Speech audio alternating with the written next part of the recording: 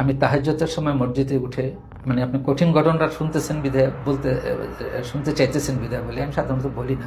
ওরা করলো কি, হঠাৎ আমি আমি অচেতন হয়ে গেলাম, মানে আমাকে ওদের দেশে নিয়ে গেছে। যে আমি দেখলাম যে এরকম অনেক লম্বা দাঁতওয়ালা জিন 3 হাঁটু একসাথে করে বসে আছে, শত শত মাদ্রাসায় জিনের বাচ্চা? বহুত হাজার হাজার। কি বলেন? হ্যাঁ, মানুষ রূপী? মানুষ রূপে। যেই রুমে কয়েকটা ছেলে থাকে, মাদ্রাসা ছুটি হওয়ার কারণে এরা মাদ্রাসায় ছিল 3 জন ছেলে, তো একজনের জ্বর উঠছে। তো তার বন্ধুকে বলছে যে আমাকে উজুখানা থেকে একটু পানি এনে দাও, আমি উজুখানার পানি খেলে সাফা হয়ে যাব। ও ছিল জিন যাকে বলছে। ও করছে কি, চারিদিকে তাকে যে কেউ নাই, দোতলা থেকে হাত লম্বা করে উজুখানা থেকে পানি নিছে, এইটা ও দেখে ফেলছে। ওই ছেলেটা দেখেছে, এ কি তাহলে জিন? একটা মানুষ আরেকটা মানুষকে কুফরি করতেছে, তাবিজ করতেছে, তার ক্ষতি করার চেষ্টা করতেছে, ওই মানুষটার কাছে কি যাওয়া দরকার যার ক্ষতি করতেছে? না দূর থেকে করে দিলেই হয়ে গেল? রাতের বেলা আমি যখন রমজান মাসে তাহাজ্জুদ করতেছিলাম, হঠাৎ আমি রুকুতে গেছি, আমার নজর একটু পিছে পড়লো না, এই যে এরকম লাল টকটকা পা সহ এক সারি দাঁড়ানো। আমি বললাম যে জিনেরা আমার পিছে নামাজ পড়তেছে। আসসালামু আলাইকুম। ওয়ালাইকুম আসসালাম রাহমাতুল্লাহ। পুরো নাম কি আপনার? আমার নাম কাজী ফিরোজ আহমদ, মানুষে মাওলানা ফিরোজ আহমদ হিসাবে চেনে। জি, মৌলানা সাহেব, আপনাকে নিয়ে আমার অনেক আগ্রহ ছিল।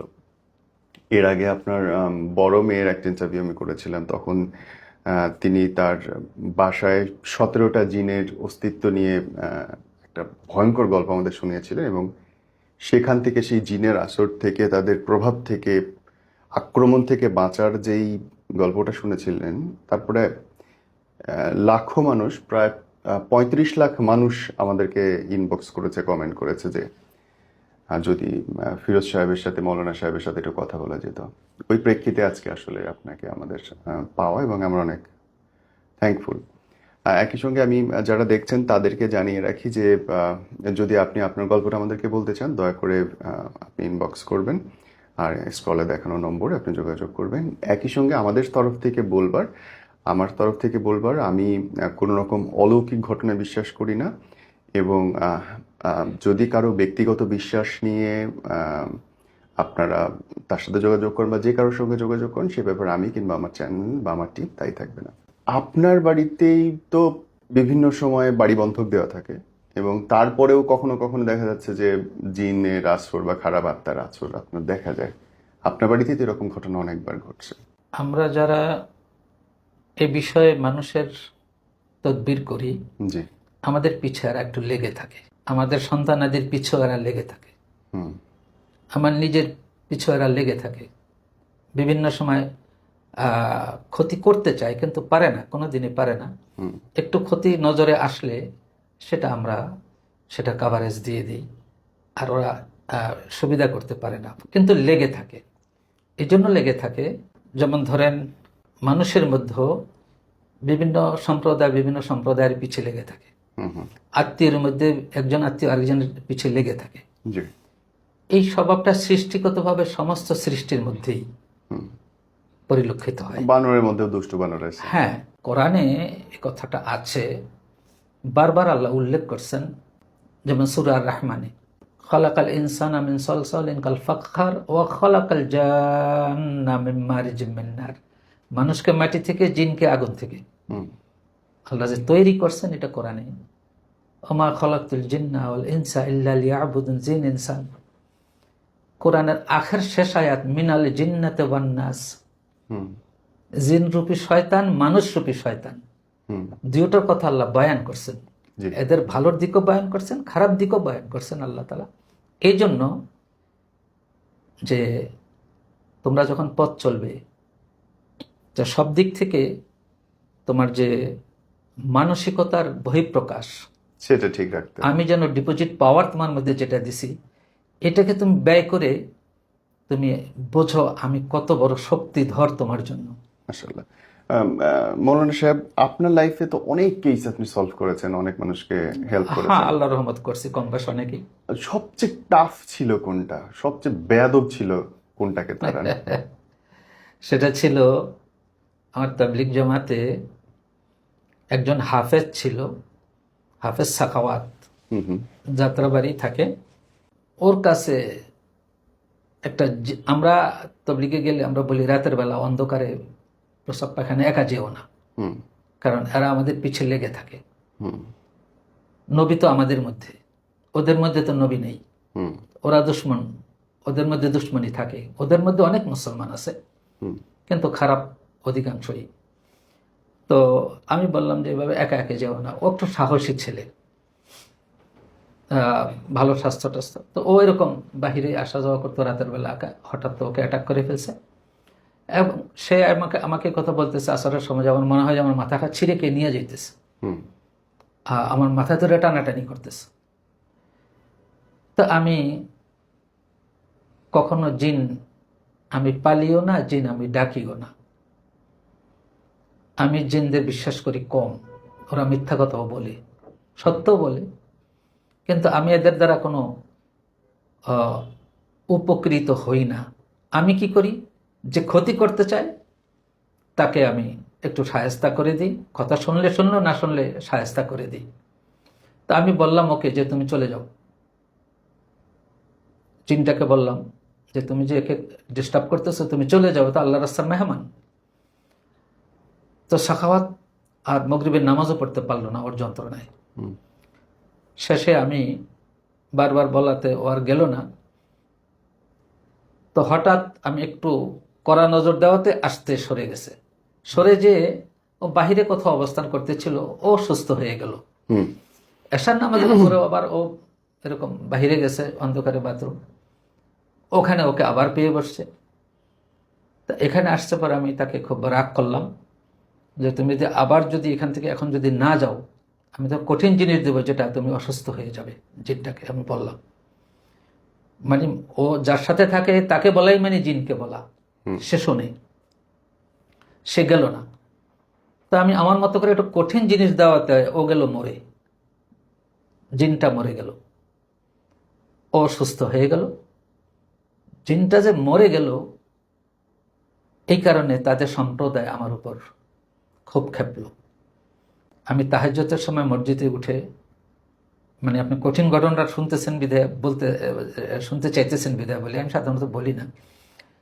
ওরা করলো কি, হঠাৎ আমি আমি অচেতন হয়ে গেলাম, মানে আমাকে ওদের দেশে নিয়ে গেছে, বিচার করবে আমার।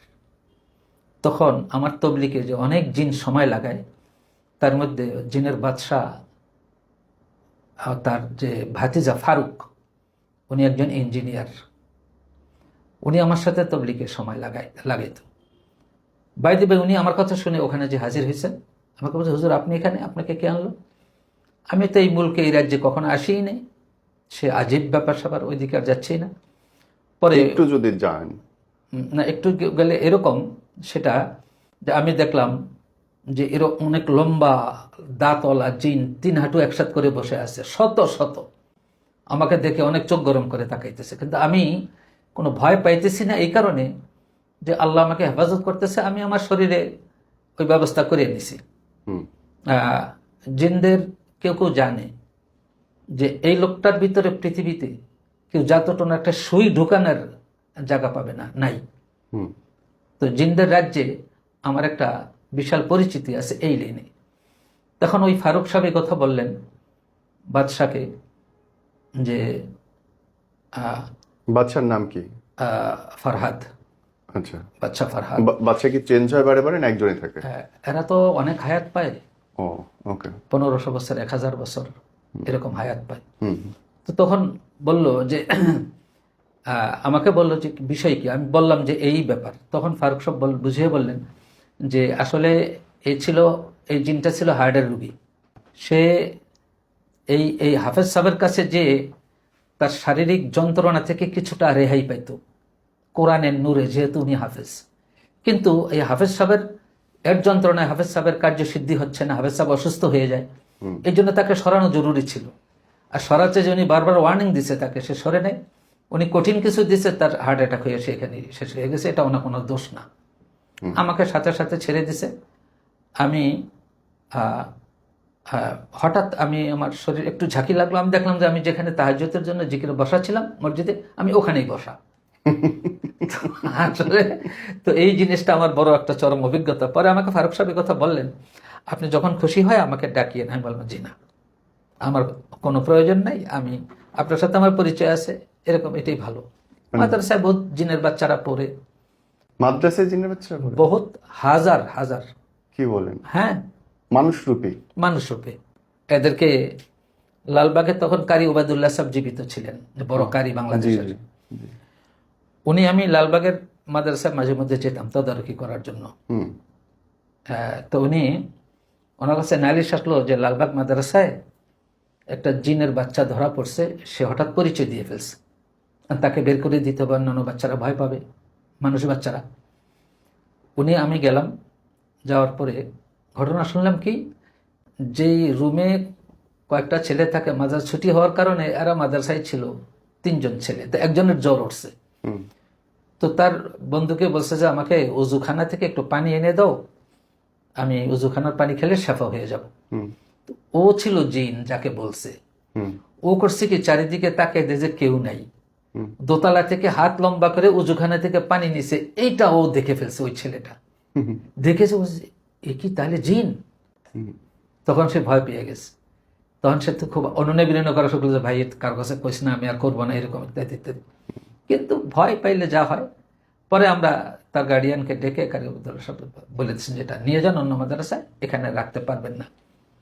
তো এই ধরনের ঘটনা জিনদের, জিনরাও তো নবীজির উম্মত, কোরআনে উল্লেখ আছে। হুম। এরা মুসলমান, এরা বুজুর্গ, এদের মধ্যে অনেক কিছু আছে। তাহলে এরা জ্বালাইতে আসে কেন মানুষদেরকে? আমাদের মানুষের মধ্যে ডাকাতি হয় কেন? বলে চুরি হয় কেন? মারপিট হয় কেন? সেম। ওদের আমাদের কাছে কি সম্পত্তি চাওয়ার থাকতে পারে? ওদের ওদের একটা জিনিস হলো কি, ওদের মধ্যে কিছু প্রেতাত্মা থাকে। যেমন ধরেন হিন্দুদের পোড়ায়, হুম তো হিন্দু জিন আছে। যখন হিন্দু জিনগুলোকে পোড়ায়, এই আত্মাগুলো, তো এই আত্মাগুলো তো ঘুরতে থাকে, হুম ওদের তো কবর হয় না, ওরা তো কালেমা না। তখন ওরা যে যন্ত্রণা ভোগ করতেছে, মানুষের কাছে আসলে ওরা কিছুটা যন্ত্রণা লাঘব হয় ওদের। মূলত এটাই ওদেরই লাঘব। আর কেউ কেউ আছে প্ল্যান ওয়াইজ দুশ্মনী করবে, যে সেটা অন্য কথা। যেমন মানুষ আছে ইচ্ছা করে মানুষের খারাপই করে, হুম তো ওদের মধ্যে এরকম আছে। তো আমাদের কাছে যে সমস্ত জিনিসগুলো আসে, সবচেয়ে বেশি আসে কি আপনাদের কাছে? আমার কাছে বেশি আসে জাদু করে, জাদু টোনা যেগুলো করে একজন আরেকজনকে। তো এগুলো আমার কাছে বেশি আসে। এগুলোর চিকিৎসাটা আমি স্বতঃস্ফূর্তভাবে করি, আর আল্লাহর মধ্যে এগুলো অনেক ফায়দাও হয়। জিন কারোর উপর আসর করছে, আমি এটারও চিকিৎসা করি। এমনভাবে করি, হয় তাকে সে চলে যেতে হয়, নয়তো ওই ভিতরেই সে ডিস্ট্রয় হয়ে যায়। আমি ভিতরে এমন জিনিস দিয়ে দিই, কোরআনের আয়াত পরে লিখে আমি পানি খাওয়াই দিই, যেতে এটা হয়। তো এটা হয় কি, আপনি দেখবেন রাস্তা যখন চলেন তো গর্ত থাকে, হুম মাছ যখন খাবেন কাঁটা থাকে, গোস্ত যখন খাবেন হাড্ডি থাকে। হুম এটাই জগতের আল্লাহর নিয়ম। হুম হুম এখান থেকে আপনাকে আপনারটুকু নিয়ে নিতে হবে, বাকিটুকু ওখানে আপনারটুকু নিতে যে যন্ত্রণা, যেটুকু কষ্ট, গোস্ত থেকে, হাড্ডি থেকে গোস্ত ছাড়াতে, কাঁটা থেকে মাছ ছাড়াতে, এটা কোনো বিষয় না, এটা আপনি করতেই হবে, এটা কোনো কষ্টের মধ্যে কাউন্ট না। মৌলানা সাহেব, ধরেন যে আপনি বলছেন সবচেয়ে বেশি করে জাদুটোনা বা কুফরি, কুফরি। এইগুলো কেমন করে করে বা কি কি লাগে? কেউ চাইলে আরেকজনের নামে করে ফেলতে পারে, ব্যাপারটা কি আসলে? এটা প্রতিক্রিয়াটা এরকম, যেমন ধরেন আপনি আমি বসা, ডিস্টেন্স আছে না আমাদের। জি। তো আমি আমার একটা কথা বললাম যে আপনার চেহারা লাল হয়ে গেল, হুম আমার একটা কথা বললাম, আপনি হাসি শুরু করে দিলেন। হুম এখানে কোনো তারের কানেকশন নেই। হুম আপনি শুনলেন, ব্রেনে গেল, হুম না হার্টে গেল, মুহূর্তে ডিসিশন, হাসবেন না কানবেন না রাগ হবেন। জি। তো ঠিক মানুষের খারাপের দিক থেকে কোনো খারাপই কেউ যদি সেটাকে থ্রো করে, এটা প্রতিক্রিয়াটা দূর থেকে হয়, তার লাগে না, দেখা লাগে না। কিন্তু শুনতে তো হবে। হ্যাঁ, সেটা যেমন ধরেন কোরআনের আয়াত উল্টা করিয়া পড়া, হুম আর মানুষ আসার আগে যে জিনেরা জমিনে ছিল অধিক হাজার হাজার বছর, তো তাদের মধ্যে যে কিতাবগুলো দিছিলেন আল্লাহ তাআলা, ওগুলোকে তারা বিকৃত করছে। বিকৃত করে মানুষে এমন এমন অবস্থায় জিনরা চলে গেছে যে যেগুলি দিয়ে তারা আখারাতমুখী না হইয়া দুনিয়ামুখী হইয়া দুনিয়ার ফায়দাটাই নিছে, আর সেটা ফায়দাটা নিতে যদি আপনার ক্ষতি করতে হয় করছে। তো সুতরাং যদি জাদুর বিষয়টা এরকম আপনার, যে আমি চাইলাম, যেমন একজন চাইছে শাশুড়ি জামাই আমাদের হইয়া থাক, এটা করতে যেয়া উনি এক হিন্দুর কাছ থেকে জাদু, আগের কিতাবের গরমিল জিনিসগুলো, এগুলো দিয়ে এমনভাবে জাদু করছে যেমন নবীজিকেও করছিল। সেটা জাদু কিতাব ছাড়াও করা যায়, কিতাব দিয়েও করা যায়, মন্ত্র এগুলো দিয়ে করা যায়, যে যেটার উপর সাধনা করছে। তো উনি আমাকে বললেন যে ভদ্রলোক লাল মাটিয়ারি, যে আমার তো প্রস্রাবের সাথে রক্ত যেতে যেতে আমি শুকিয়ে গেছি, এবং আমি এত ভালো একজন সাপ্লায়ার, আমার টাকা পয়সার অভাব নেই, কিন্তু আমার লাইফের তো এই অবস্থা।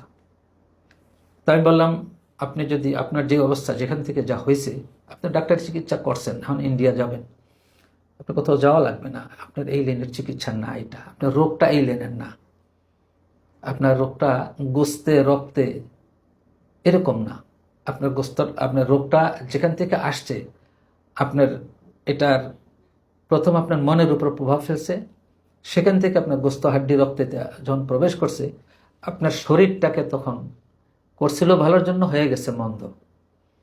এটা উনি এই নিয়ে তো করেনি। এখন যে আপনি এত কাহিল হয়ে গেলেন, আমি আপনাকে বলবো যে আপনি পুরা ইন্ডিয়া বাচ্চা খেলো, আমি লিখে দিতে পারি, আপনার কোনো উপকার হবে না, ডাক্তার যাই করেন। এটা এই লাইনের না। আমি যে আপনার যদি চিটাগাঙ্গের গাড়িতে উঠে খুলনা যাওয়ার নিয়ত করে বসে থাকেন, এটা কখনো সম্ভব না।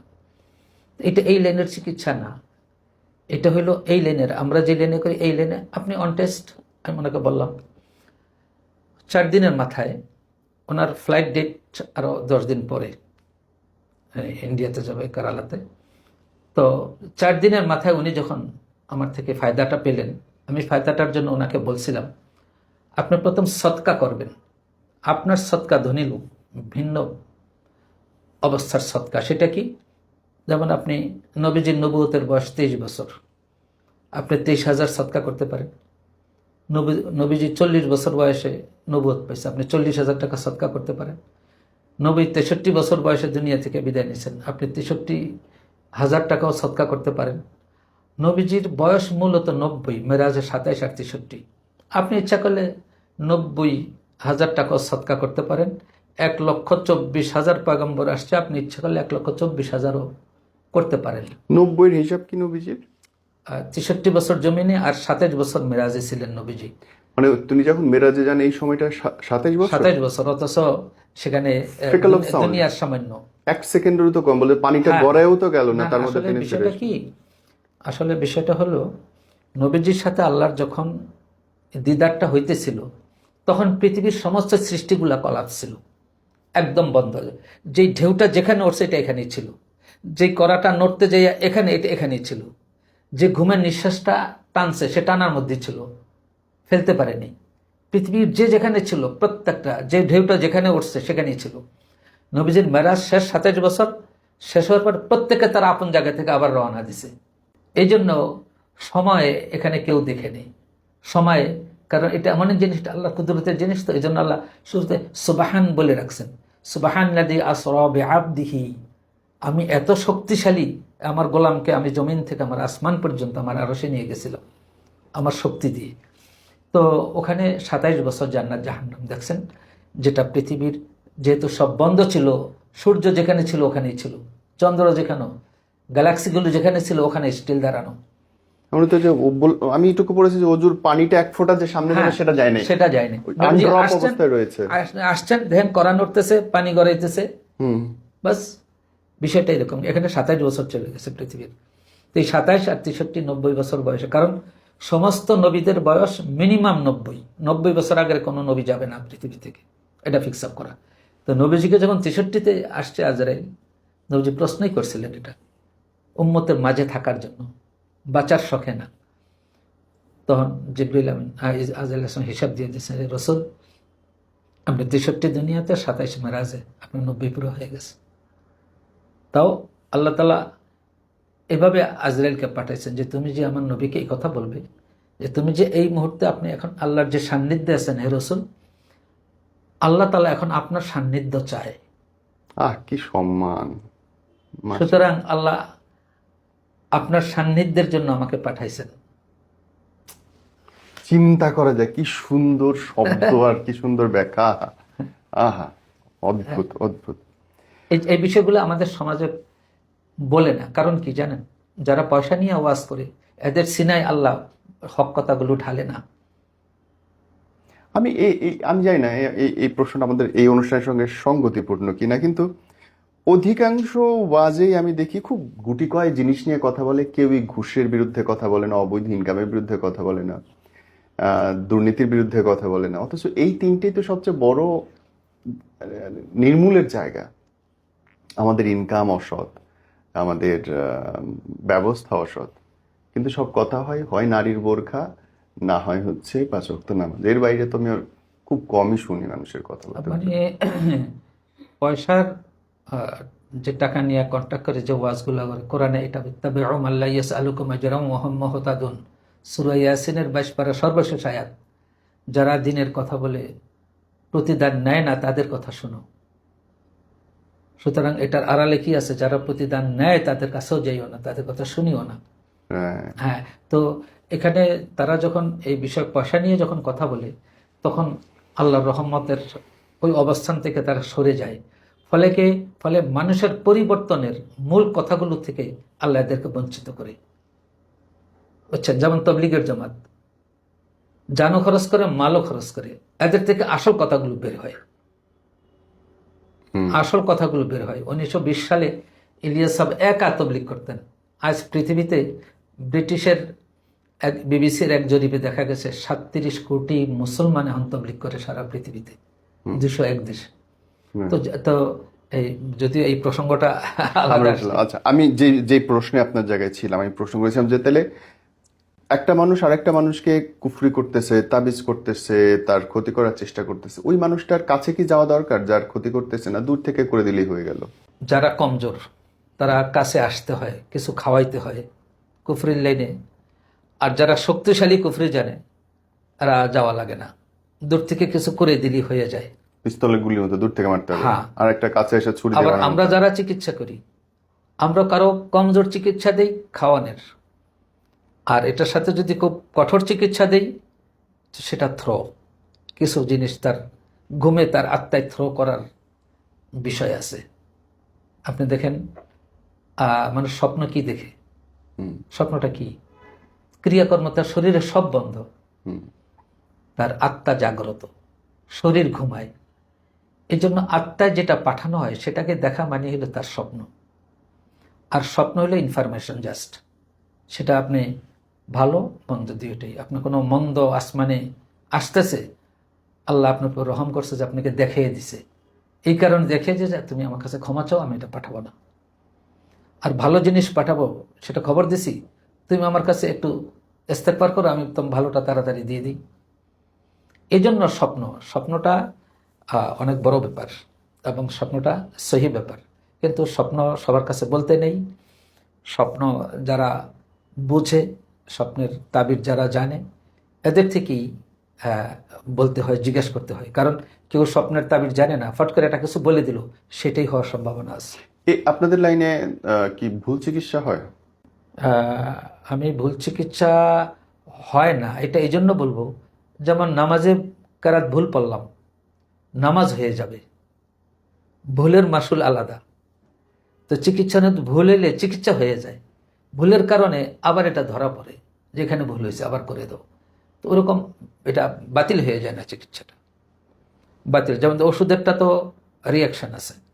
কি কি ধরনের চিকিৎসা অ্যাকচুয়ালি আপনাদের লাইনে? বা আমাদের লাইনে আমি যেটা করি, যেমন ধরেন কারো ব্লাড ক্যান্সার, ডাক্তারি চিকিৎসা চলছে, পাশাপাশি আমি কোরআন থেকে সরাসরি চিকিৎসা দিই, ডাক্তারি চিকিৎসা চালু থাকবে।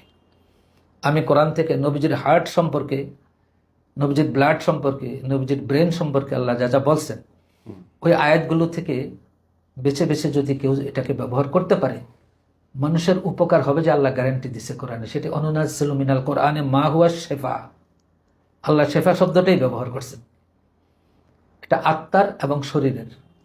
সুতরাং নবীজির উপর জাদু করছিল, আল্লাহ ফালাক নাস নাজিল করে শেফা দিয়ে দিয়েছেন। ফালাক নাস অত্যন্ত শক্তিশালী জিনিস, এটা যদি কেউ ঠিক মতো ব্যবহার করতে জানে।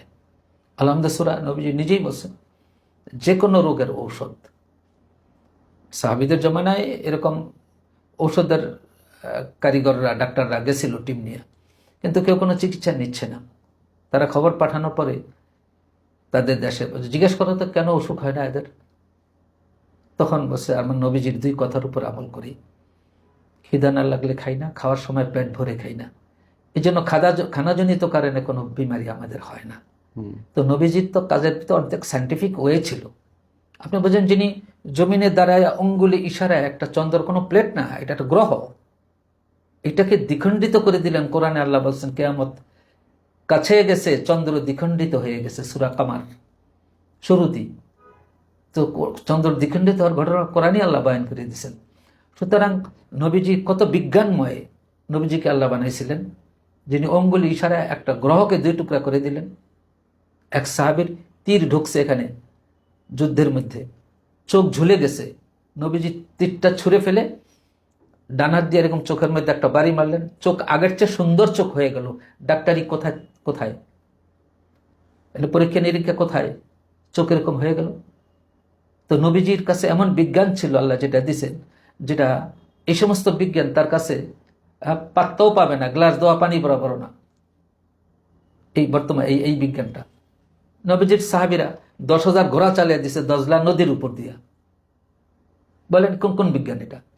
তো নবীজির এই জন্য কোরআন এবং নবীজির তরিকার যে চিকিৎসা, এটার সামনে পাওয়ারফুল কোনো চিকিৎসা পৃথিবীতে আল্লাহ জন্ম দেয়নি, পাবে কোথায় মানুষ? তবে এটা ইয়াকিনের ব্যাপার, বিশ্বাসের ব্যাপার। কেউ না পারতে আসে, দেখলাম তো চারিদিকে, আর পারলাম না, এখন কি আর করার। হ্যাঁ, আর কেউ কেউ শুরু থেকে তার ইয়াকিন এরকম। ধরেন আগুন আপনি বিশ্বাস করেন আর না করেন, হাত দিলে পড়বেই, পানি ভিজবেই। তাইলে আপনার চিকিৎসায় বিশ্বাসটাই কেন জরুরি হবে? চিকিৎসা তো চিকিৎসাই হবে, খাইলে হবে কাজ, না হলে না হবে। আপনি দেখেন, এটা এটা একবারে সর্বজন বিদিত। এটা আপনি যে গ্রিন রোডে যে ডাক্তারের কাছে গেলেন, তারা তো না বিশ্বাস করলেও আপনি কাজ কিন্তু করবে তো। বিশ্বাস করেই গেছেন। কিন্তু তার ওষুধকে আমি বিশ্বাস করি না, কিন্তু খাইলে, প্যারাসিটামল খাইলে জ্বর যাবেই। আপনি আমি বিশ্বাস করলাম না, খাইলাম, কিন্তু আমার তো জ্বর যাবেই। যে গেল সে বিশ্বাসের বলেই গেছে, কিন্তু এখানকার বিশ্বাসটা ধরা পড়ে না। সত্য আসলে সে বিশ্বাসের বলে গেছে। আমার কাছে আসে যত বড় বিশ্বাস নিয়ে, ডাক্তারের কাছে তার চেয়ে 99 গুণ বেশি বিশ্বাস নিয়ে গেছে, কিন্তু এটা এই বিশ্বাসটা ওখানে সুপ্ত, এটা প্রকাশ করে না। এই কারণে জানে যে ওষুধ খেলে ভালো হয়ে যাবে, এই বিশ্বাসের উপরে, এই ডাক্তারের কাছে ভালো, এই বিশ্বাসের উপরে। বিশ্বাস ছাড়া কেউ এক কদম কোনো দিকে হিলে না। কারো বিশ্বাস ধরেন আমি জানি না, কারোটা আমি অপ্রকাশ্য, জানি না যে, অপ্রকাশ্য। ধরেন ব্যাপারটা যদি এরকম হয় যে আমি জানি না যে কেউ আমাকে একটা বিষ খাওয়াইছে, সো আমার বিশ্বাস অবিশ্বাস কিছুই হইলো না, কিন্তু বিষ খাওয়ার পরে তাই মরে যাব। কিন্তু বিশ্বে যে মানুষ মরে এই বিশ্বাসে, আমি তো ওই জানি ব্যক্তি না যে, খাওয়াইছে, আমি তো জানি না যে আমাকে খাওয়াইছে। সেটা আপনি জানেন না, কিন্তু যিনি খাওয়াইছেন তার তো বিশ্বাস আছে। তাহলে তো সে মরবে, আমি কেন মরবো? না, আমি এখানে বিষের যন্ত্রণা যার শরীরে ঢোকে তাকেই পায়, তার বিশ্বাস থাকলেও পাবে, না থাকলেও পাবে। এখন যখন বিষের যন্ত্রণা যখন তাকে পাইয়া বসছে, তখন সে বোঝে যে আমাকে তো বিষ পান করানো হয়েছে। আমি এই জায়গাটায় পরিষ্কার তখন তো নাই, এই কথা এখনো না। আসে। তখন যদি তাকে জিজ্ঞেস করা হয় আপনার যন্ত্রণা কিসের, বলে আমাকে বিষ পান করানো হয়েছে, তাহলে আপনি কি করবেন? আমি তো মরে যাব। এই তার বিশ্বাস থেকেই সব কথা বেরিতেছে। তারপরে যে খাওয়াইছে সে যখন খবর পেয়েছে ওনার যন্ত্রণা শুরু হয়ে গেছে, তো তারও বিশ্বাস আরো বাড়ছে, হ্যাঁ আমি যে জন্য খাওয়াইছি সেটা সে মরবেই। আপনি বিশ্বাসের ঘর থেকে সরতে পারবেন না, সরতেই পারবেন না। আপনি দেখেন রাস্তায় যে গাড়ি নিয়ে নামছে, এখন প্যাসেঞ্জারগুলো চোখে দেখেনি, এখানে কোনো মানবতাবোধ কাজ করে না। এই না যে মানুষগুলি অফিসে যাবে, আমি গাড়ি না নিয়ে বের হইলে মানুষ কিভাবে যাবে, এই মানবতাবোধ থেকে না। আপনি যে গাড়িতে উঠছেন এই মানবতা বোধ থেকে না যে আমি গাড়িতে না চললে এই বেচারা পয়সা পাবে কোথায়। আপনি আপনার প্রয়োজনে, উনি ওনার প্রয়োজনে। প্রয়োজন সেখানে। হ্যাঁ, তো প্রয়োজন এমনই এক জিনিস যেটা মানুষ ভালোটারও প্রয়োজন মনে করে, মন্দেরটারও প্রয়োজন, আপনাকে মেরে ফেলার প্রয়োজন মনে করে, দুটোই তো আছে। দুটোই। তো আবার আপনাকে বাঁচিয়ে তোলার, তো এই যে মানুষ ফাস্ট ফুড বিষ হিসেবে ঢুকতেছে, ডাক্তার শেফা হিসেবে আসতেছে, দুইজনই দরকার আছে সমাজে। ডাকাতের হাতের চাকু আপনাকে মেরে ফেলে, ডাক্তারের হাতের চাকু আপনাকে সারিয়ে তোলে। আবার অনেক ডাক্তার মাইরাও ফেলে। তা তো ঠিক, এরকম হয়।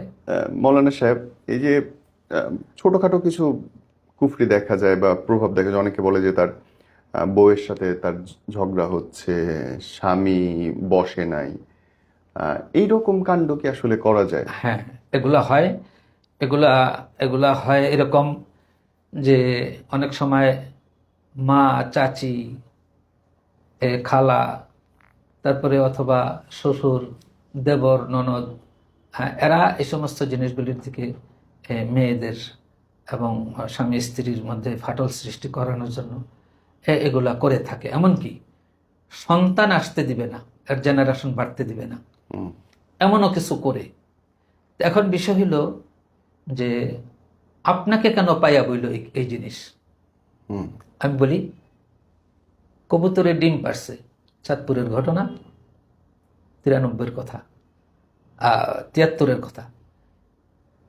তো ওখান থেকে ডিম পারছে, এখন সে তা দিবে, বাচ্চা ফুটবে। এই সময় আমার সাথের একজন, তাহের করে নাম, মানিকগঞ্জ বাড়ি, এগুলো ডিমগুলো নামে ওই ইয়েটাকে ধরে ফেলছে, কবুতরটাকে ধরে ফেলছে, কবুতরটাকে জবাই করে খাবে। তা আমি বললাম যে দেখো, ওই ডিমগুলা বাচ্চা দিবে, অনেকদিন তা দিতেছে, তুমি এই মুহূর্তে কবুতরটা যে হাত দিয়েছো, কবু যায় না কেন? যায় না বাচ্চার কারণে, বাচ্চা ফুটবে। এত মায়া মমতা তার মনে, এই সময় তুমি যদি এটাকে খেয়ে ফেলো, তোমার চরম গুনাহ হবে তোমার। পরে সে তো এটা করলই, তার সাথে আমার, তারপরও আমার 30 বছর একসাথে আমরা ছিলাম। সে বিয়ে করলো, তার কোনো বাচ্চাই হয় না। তখন আমাকে জিজ্ঞাসা বললো যে এটা কোথায় লেখা হয়েছে জানো, কবে লেখা হয়েছে তোমার বাচ্চা হবে না? তুমি যে ওই যে বাচ্চাগুলি নষ্ট করে দিলা, পচে গেল ডিমগুলা, মাটাকে খেয়ে ফেললা। হ্যাঁ, এরপর আমি বললাম হ্যাঁ, তোমার একটা চিকিৎসা আছে। কি? তুমি এরকম কবুতর পালো, ডিম ফুটতে দাও, বিক্রিও করবা না, খাবাও না, কারো প্রয়োজনে কাউকে বাচ্চা দিবা, খাবে, কোনো রোগীকে, বাচ্চা হোক অথবা বড় হোক, হইতে থাক, উঠতে থাক, যাইতে থাক, হ্যাঁ, তুমি খানা দিতে থাকো, হতে পারে তোমার সন্তান হবে। পরে একটা সন্তান হয়েছিল, কিছুটা বিকলাঙ্গ, কিন্তু সন্তান হয়েছে, আল্লাহ দিছে। এখন এই যে প্রেসক্রিপশন, হয়তো আমার সামনে ওইটা ছিল, আমি দেখছি, সে দেখার কারণে এই কোনো সময় কোনো মেয়ে হোক, মহিলা হোক, তার থেকে এমন কোনো কাজ হয়ে গেছে, ছেলে হোক পুরুষ হোক, এমন কোনো কাজ হয়ে গেছে, তার জন্য একটা জিনিস ডিউ হয়ে আছে খারাপ। এটার জন্য সুযোগ পাইছে জিনেরা তার ক্ষতি করার, এটা সম্পূর্ণ তার নিজের উপরে। এই যে ক্ষতি করার রাস্তাটা সে আগে খুলে রাখছে, এইটা অনেকেই জানে না। সুন্দর একটা পয়েন্ট বলছেন, এটা অনেকেই জানে না। পাপেই আমাকে খাচ্ছে। হ্যাঁ, আমার পাপে আমাকে, হ্যাঁ, রাস্তাটা আমি দরজা খুলে শুয়েছি, আমার চোর ঘরে ঢুকবে, এটা কি চোরের দোষ? প্রথম থেকে আমার দোষ। হ্যাঁ, তো বিষয়টা এরকমই, প্রত্যেকটা জিনিস। এই জন্য মানুষের, নবীজি কথাগুলো বাতাইতেন যে তোমার জন্য তুমি কোরআনে জাহরাল ফাসাদু বিল বাররি ওয়াল বাহরি বিমা কাসাবাত আইদিন নাস, জলে স্থলে যত মুসিবত দেখো সব তোমার হাতের কামাই। কোরআনের আয়াত, সব তোমার হাতের কামাই, ভালো মন্দ দুটোই। আপনার স্ত্রী আপনার থেকে যে ভালোবাসা পাবে, সেটার জন্য আপনাকে ভালোবাসার কোনো প্রতিক্রিয়া বাহিরে ব্যয় করতে পারবেন না। আপনি কারোর সাথে দিল ভরে কথা কইতেছেন, অন্য নারীর সাথে, যেখানে যেটা পাওয়ার কথা ছিল সেটা এখানে ব্যয় করছেন, ঘরে আর পাচ্ছেন না, আপনার তো তহবিল খালি। হ্যাঁ, ঠিক আপনার স্ত্রীর এরকম, যদি অন্য পুরুষের সাথে কথা বলে আপনার সাথে জমাতে পারবে না। এই জন্য মুসলমানের পর্দা জীবনের বহুত বড় শান্তির রাস্তা। দুইটা হেডলাইট থাকে গাড়ির, রাতের বেলা জ্বালায়, কিন্তু মুখোমুখি হলে দুইটা ডিম করে দেয়। একজনের রাস্তা আরেকজনে দেখে, অ্যাক্সিডেন্ট হয় না। নারী পুরুষ উভয়ের চোখ আছে, মুখোমুখি হয়েছ, গাড়ি ডিম করো, অন্তর আত্মার অ্যাক্সিডেন্ট থেকে বেঁচে যাবে অন্তর্জগতে। না হয় কিছুক্ষণ তুমি তার কথা ভাববা, সে তোমার কথা ভাববে, তখন তুমি যদি নারী হও তোমার স্বামী এখান থেকে বঞ্চিত হবে, আর তুমি যদি পুরুষ হও তোমার স্ত্রী তোমার থেকে বঞ্চিত হবে। সূত্রটা কোন জায়গায়? আল্লাহ ইনসানকে বানিয়ে দিয়েছেন, মানুষকে, তার লাইফ দিয়েছেন বড় চমৎকার, কিন্তু মানুষ এর উপরে এগুলো করে বিধায় আল্লাহ আবার বিকল্প ব্যবস্থা দিয়েছেন। ঠিক আছে, করছে আমার রহম, এটা দাও, কোরআনের আয়াত পড়ে তারে ফু দাও, পানি খাওয়াই দাও, হ্যাঁ হ্যাঁ, ভিতরে তার জিন ঢুকে গেছে, এটাকে হয়তো এটাকে সরিয়ে দেওয়া নয়, প্রয়োজনে ডিস্ট্রয় করে দেওয়া, কারণ মানুষ তো আশরাফুল মাখলুকাত, তাকে বাঁচাতে যেয়ে অনেক কিছু করা যায়, অনেক কিছু করা লাগে। রাস্তা তৈরি করতে গেলে অনেক বাড়িঘর ভাঙা লাগে, অনেক গাছ কাটা লাগে, হইতেই হয় এটা। তো মানুষের সুবিধার জন্যই আল্লাহ তাআলা সবকিছু দিয়েছেন। অনেকেই শোনা যায় যে বিশেষ করে রাত্রেবেলায় জিনের প্রভাব বেশি দেখে, বিশেষ করে তাহাজ্জুদে নামাজ পড়ে বা এরকম সময়টাতে, এইগুলো কেন হয়? এগুলো হয় কি, জিনরা কতগুলো জিনিস দেখে যেটা মানুষ দেখে না। আমরা তো জিনই শয়তান দেখি না। কতগুলো জিনিস দেখে যেটা মানুষ দেখে না। যেমন ধরেন আপনাকে নামাজে ভুল করিয়ে দিল, এখন আপনার সুজদা ওয়াজিব হয়ে গেছে। আপনি বুঝেন সুজদা মানে কি? ডান দিকে সালাম ফিরে আবার 2টা সিজদা দিতে হবে, এবার তো পরে একেবারে শেষ করে সালাম ফিরাবেন।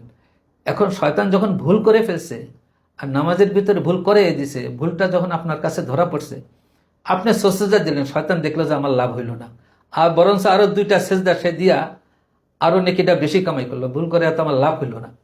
তো মানুষ এমন, সে তাকে দিয়ে ভুল করাইলে, গুনাহ করাইলো, এটা শুধরানের বিশাল রাস্তা খোলা আছে, যেটাতে সে জিতে যাবে, ঠকবে না।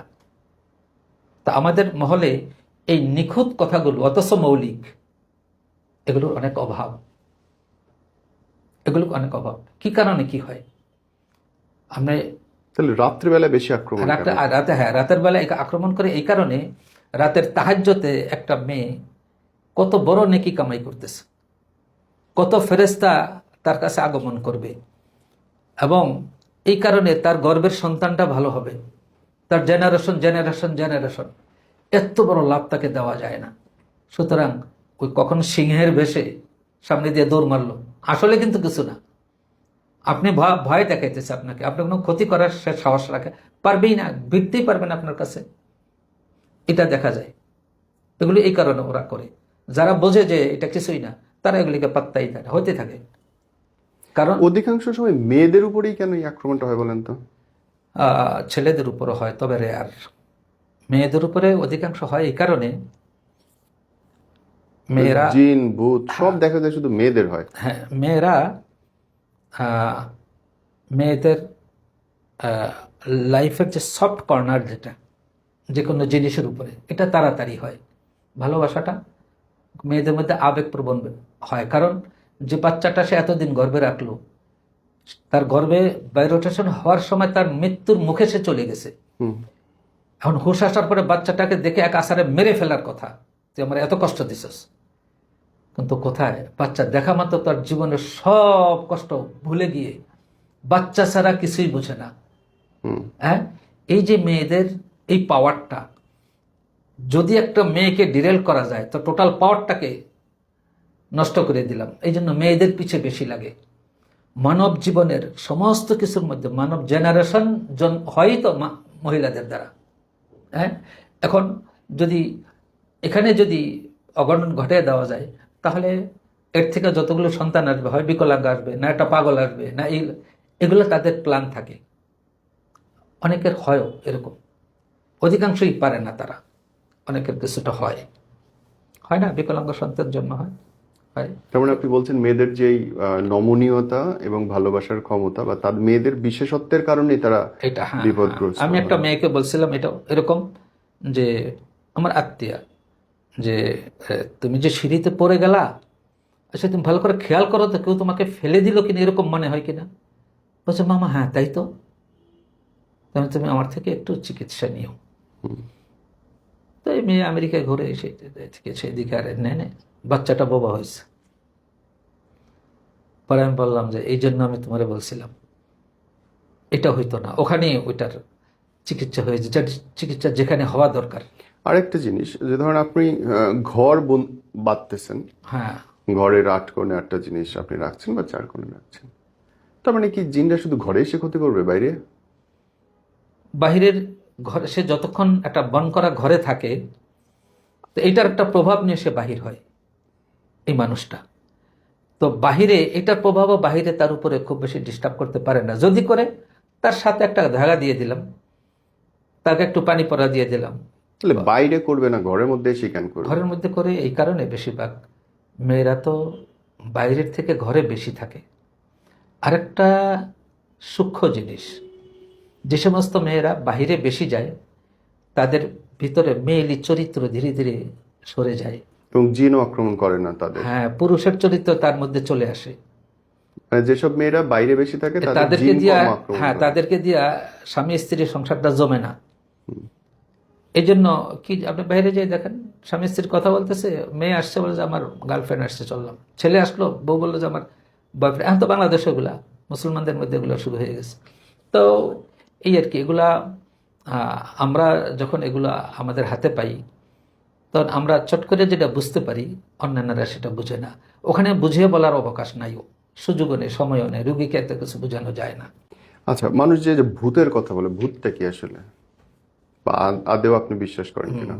হ্যাঁ, ভূত বলতে কি, আসলে ভূত একটা নাম রাখছে আর কি। আসলে হলো এটা একটা প্রেতাত্মা। যেমন বলেন, ধরেন আমাকে একজনে জিজ্ঞেস করছে হিন্দু মেয়েদেরকে ভূতে পায় না কেন। হুম। তো আমি বললাম, যাদেরকে ভূতে পায় তাদের জিজ্ঞেস করলে কয় আমার নাম উর্মিলা, আমার নাম অমুক। তো নাম কয় হিন্দুদের, যেসব হিন্দুদের মেয়েদের শরীরকে পোড়ায়, বা যারা আত্মহত্যা করে, হুম। এদের আত্মাগুলোকে ওই জগতে নেওয়া হয় না। কখন নেবেন সেটা আল্লাহ ভালো জানেন। এরা ঘুরে ফিরে, এদেরকে প্রেতাত্মা বলে, এদেরকে ভূত বলে। এরা মানুষের সঙ্গ লাভের চেষ্টা করে, কিন্তু সবারটা পারে না। যেমন নবী করিম সাল্লাল্লাহু আলাইহি ওয়াসাল্লাম যাইতেছিলেন এক জায়গায়, তো একজনে বলল যে ইয়া রাসূলুল্লাহ, এই মহিলাকে জিনে পাইছে বা ভূতে পাইছে, তো যদি আপনি একটু দেখতেন। নবীজি জিজ্ঞেস করলো, এই তোমার নাম কি?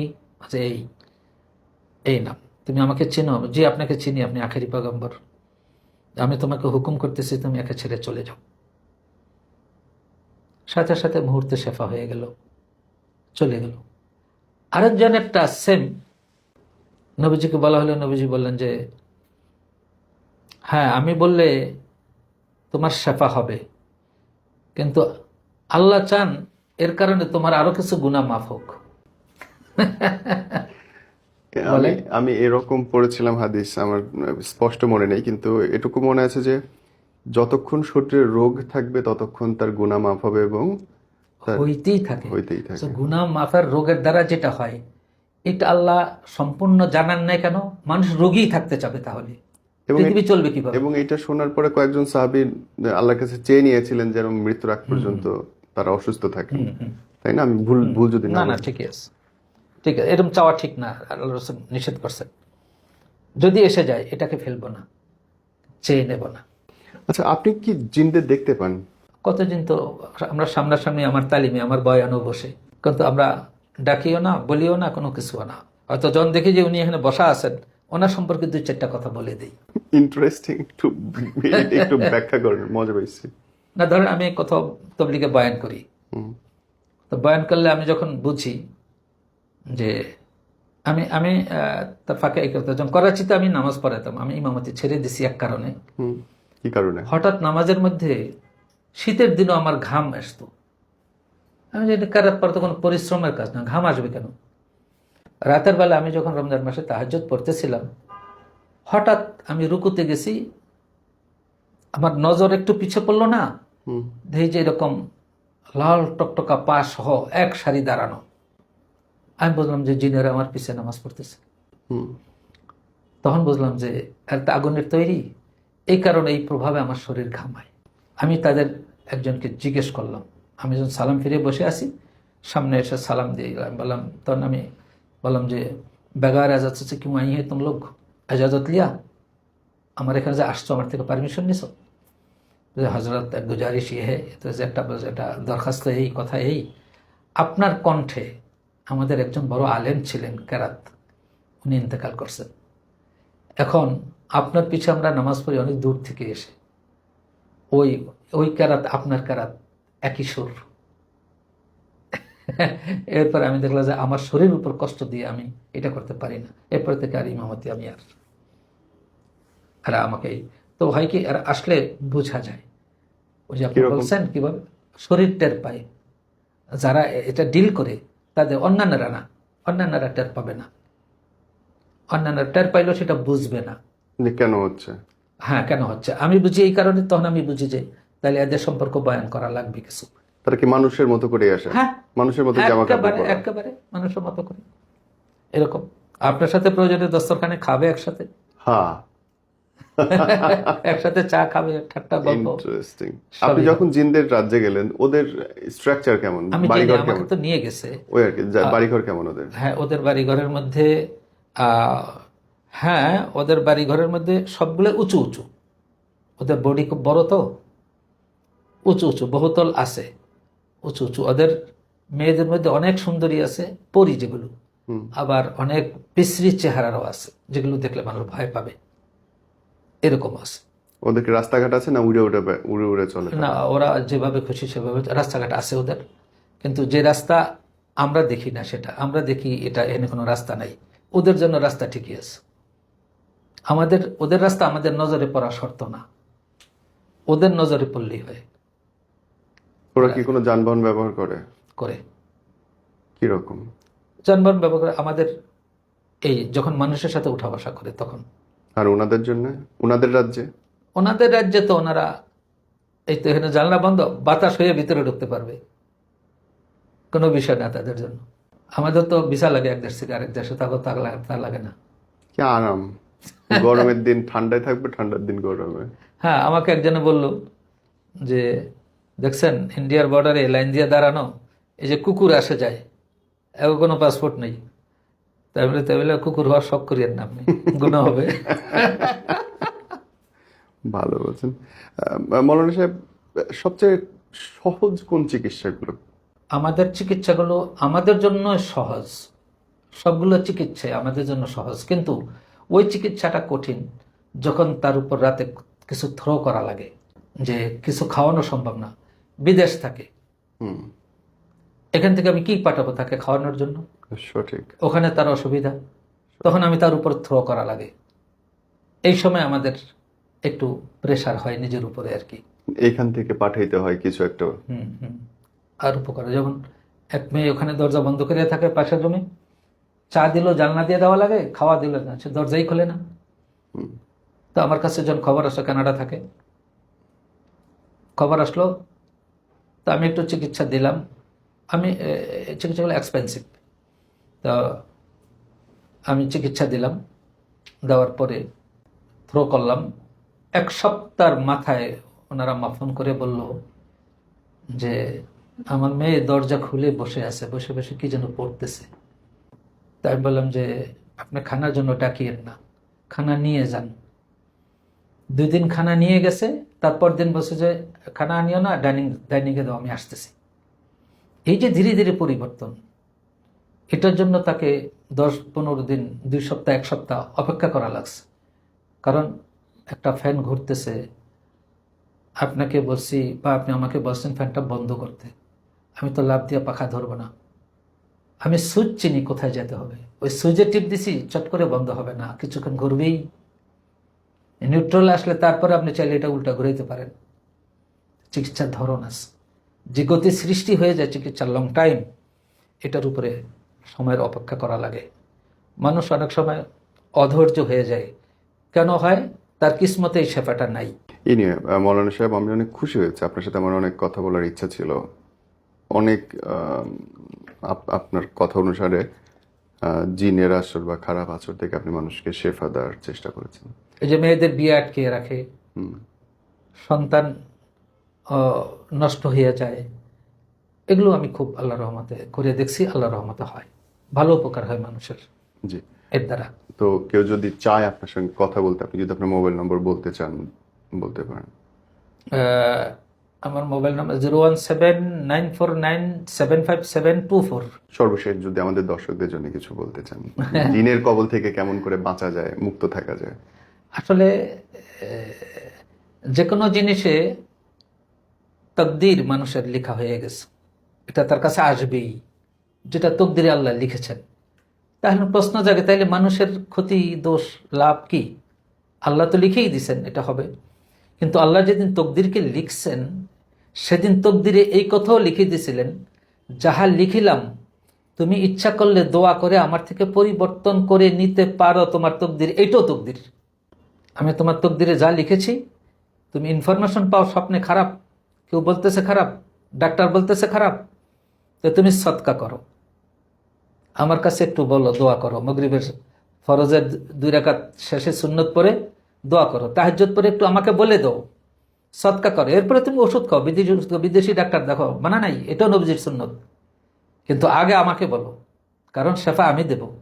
মুসা আলাইহিস সালামের অসুস্থতার কারণে আল্লাহর কাছে ফরিয়াদি হয়েছেন, আল্লাহ বলছে অমুন গাছের পাতা খাও, তো পাতা খাইছে, শেফা হয়ে গেছে। বেশ কিছুদিন পরে আবার এই অসুস্থতাটা এসে গেছে। তো উনি চিন্তা করলেন যে আমার তো ওষুধ বাতানোই আছে, উনি ওই গাছের পাতা খেলেন, আর তো ভালো হয় না, আল্লাহর কাছে ফরিয়াদি হইলেন। আল্লাহ বললেন, সেদিন তো তুমি আমাকে বলছিলা, আমি হুকুম করছি গাছের পাতা খাইতে, পাতায় কি ক্ষমতা আছে তোমার করে, আমার হুকুম মানছো, এই জন্য হয়েছে, শেফা হয়েছে। আজকে তো আর আমাকে বলো নাই, তো তুমি দেখো আমার সৃষ্টিগুলি আমাকে ছাড়া কিছুই করতে পারে না, এই জন্য ঔষধ এটা মুর্দা জিনিস, পকেটের টাকা, এটা ড্রেনে ফেলা দাও, কিচ্ছু বলতে পারবে না, আমাকে বলো, আমার সৃষ্টিগুলি আমি তোমার পক্ষে ব্যবহার করব, বলো আমাকে, তুমি তো তোমার বিপক্ষে নিয়ে গেছো তোমার বদআমলের দ্বারা, আমি তোমার পক্ষে করে দেবো, আমাকে বলো, আমি তোমার প্রতি রহমানুর রাহিম। তা আমি দর্শকদেরকে আমি এই কথা বলবো এই কারণে, যে কোনো ব্যাপারে, চাই আপনি বড় ডাক্তার কাছে ছোট ডাক্তার, যে কোনো ব্যাপারে আগে সদকা, তারপরে আল্লাহমুখী হইয়া, কি বলে 3 বার সুবহানাল্লাহ সুবহানাল্লাহ সুবহানাল্লাহ বলে দিলেন, এইটাই দোয়া হয়ে গেল। একবার দুরূদ শরীফ পড়ে দিলেন, একটু সদকা করে দিলেন। আমার এই পকেটের টাকা, কিন্তু আমার এই বাম পকেটটা সদকার পকেট, আমি যদি দেখি কাউকে অসুস্থ, আমার 10 টাকা আমি আমার পকেট থেকে ওই ব্যক্তির জন্য সদকা করি, আমি তাকে চিনি আর না চিনি, আমি কোনো কুকুরকে অসুস্থ দেখলেও আমি 2 টাকা হলেও সদকা করি, বলে দিই আল্লাহ তাকে শেফা দিয়ে দাও। মৌলানা সাহেব, শেষ প্রশ্ন, আর প্রশ্ন করব। আচ্ছা, এখন পর্যন্ত যদি আপনি ধরেন কতগুলো জিনের চিকিৎসা আপনি করছেন, কত মানুষের? এটা আমার কাছে হিসাব নাই, তাও প্লাস মাইনাস? হিসাব করলে তো হ্যাঁ কয়েক শত হবে,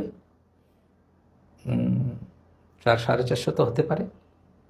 মজা লেগেছে এই গল্পগুলো শুনে, মানুষের দুঃখ কষ্ট থেকে আপনি রিলিফ করতে সহায়তা করছেন, সেটা জেনে আনন্দ লেগেছে। যদি আমার ব্যক্তিগত বিশ্বাস এর একেবারেই কাছাকাছি না, বাট তারপরেও অনেক মানুষ যদি আমার বড় মেয়ে আমাকে রাতে ফোন দিয়ে বলে, বা খাটটাকে যেন কে নাড়তেছে, তখন ছাদের উপর বাসা ছিল, আমি বললাম যে জামাইকে জাগাও, দেখি জামাই কি বলে। জামাইকে ফোন দিয়েছে, বলে যে হ্যাঁ আব্বা মনে হয় খাটটা তো কে নাড়তেছে।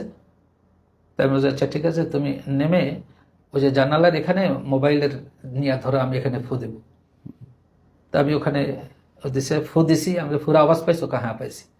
যে এখন যে শুয়ে থাকো সারা রাত কেন, এরপর আর কেউ দেখেই নেই, আল্লাহ রহমত। তো ছাদের উপরে এগুলো থাকে তো অসুবিধা করে মানুষের জন্য, এই ভয়ভীতি দেখায়। আল্লাহ ব্লেস ইউ, আল্লাহ আপনাকে সুস্থ রাখুন। আমিন।